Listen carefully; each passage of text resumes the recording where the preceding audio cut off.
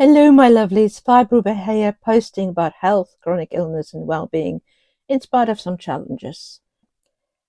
So, I'm going to muse about also the reason why I became a nurse. Now, I have to be honest, there is a certain sadness to living in a country that you were not born in. I personally have lived in the UK for nearly 26 years, which is more than half my life. And yet I still find days that the homesickness for the skies of Africa can be intense. There's a different quality to the sky in the UK that can add immensely to one's mood. Monotony of greyness that sinks deep, bone deep. And if I'm having a period of sadness, which is not unusual when you have a chronic illness, the skies can add a great deal. Now, periods of sadness is not exclusive to the chronically ill or disabled. Of course not. But we do cycle through periods of hope and acceptance and periods of sadness and mourning for what has been lost. I personally try to deal with it with humor and laughter most of the time. I have long ago learned that I can trick my brain into believing that it's happy. You teach it happy habits, and sometimes that can derail, and you can feel the broody train barreling down the tracks at you. But you can pretend externally if you have these habits. Internally, it is harder. You cycle through an endless cycle of Kubler Ross's cycles of grief, from anger through to acceptance, denial, bargaining, all of them. I have dealt with depression most of my adult life, and it usually brings its friends, anxiety and panic attacks with them. It's very generous that way. It's a sad reality that medical misogyny has meant that women with real medical conditions have been diagnosed with these three when they have symptoms of a much deeper diagnosis, either mental or physical or both. My fibromyalgia symptoms started in my childhood, which is now understood can happen.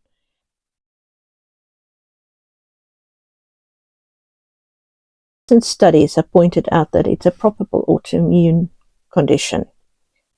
And that's the direction in which research is going.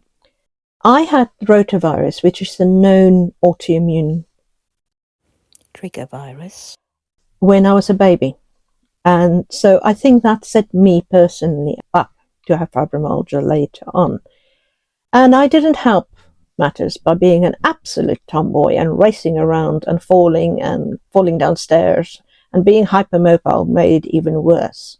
But the most important trigger event, except for the death of my older brother, happened 42 years ago on Easter weekend.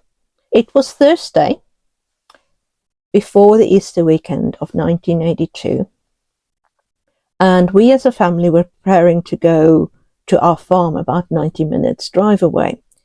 My brothers had been told to keep me busy. I was 8 and quite able to keep myself busy, thank you very much. As long as I had pencils and a drawing pad, I was fine, or a book. At 13 and 15, my brothers, my mother wanted them to keep me busy. So we played. Arnold, my middle brother, had the bright idea to create a sort of go-kart out of the wheels of an old pram, the pram that we had all been pushed around in. And it was stacked in the garage.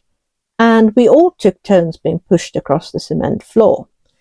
This went on for a good 20 minutes, backwards and forwards, getting faster with every push. And of course, this is the moment that my mother noticed what we were doing. So Mama saw us being pushed backwards and forwards, and I was on the hot seat. And she got a little bit alarmed because I was only 8 years old. And she shouted out, "Oh my God, don't push her too fast." This, of course, happened at the worst possible moment. Just as Christian, my eldest brother, was getting set to push me across the floor to where Arnold would have stopped me. Actually relatively safe, except for her core, which meant that Christu pushed hard and then almost immediately tried to slow me down. Because being an obedient boy in the Afrikaans culture was very important. However, our little device had no brakes, no seatbelts, and you can imagine the results. The wheels stop, and I didn't. If you think about it, we were Generation X kids, and we usually bounced and were fine. Looking back, it's a wonder that any Generation X child survived. But back to our little adventure. To add bad luck to misadventure, I had turned to look at Mama because she had called. And so went straight onto the cement, left temple first. And the lights went out. I don't remember anything after that to this day. However, I'm told that 3 days in a neuro unit with a really bad concussion and future predictions of trigeminal neuralgia later, I woke up again. I woke up screaming because there was no blankets or towels over me, and I was being given a full cold water wash by one of the nursing assistants. This nursing assistant apparently did not believe in gentleness or spoiling her patients.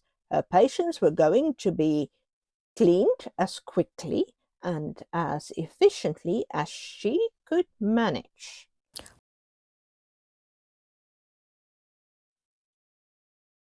So there I lay. I looked up at her, and I can still remember her face. She was very much the woman from American Gothic. Look it up.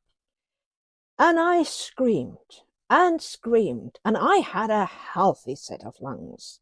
A banshee would have been proud. And that was the start of my very troubled and interesting relationship with the nursing profession. I think this experience was one of the reasons I went into nursing, because I wanted to do better. Years later, as a student nurse, I walked into the same room I had woken up in as a 8-year-old after a head injury. And that is where I had my first panic attack. It was worsened, I think, by the fact that I was assigned to work by Murphy's Law with the very same nursing assistant. Yes, she was still working there, and yes, she still didn't care about water temperature, as, in her opinion, a head injury patient just didn't know or care what temperature the water was. I tell this story to illustrate more than one point. 1. Medical PTSD can last decades and can be devastating. And it can be worsened with every interaction with the medical profession. All medical and nursing staff should be very aware of the impression they create in patients' minds. You never know when you make a memory. It is very easy to leave invisible scars in your patients. More personally, that was the event that kick-started my fibromyalgia. Was it the head injury, or was it the shock of waking up that way? We will never know, because both could be possible. But it took me 42 years of misdiagnosis through medical misogyny to be diagnosed. It is very easy to leave invisible scars in your patients. More personally, that was the event that kick-started my fibromyalgia.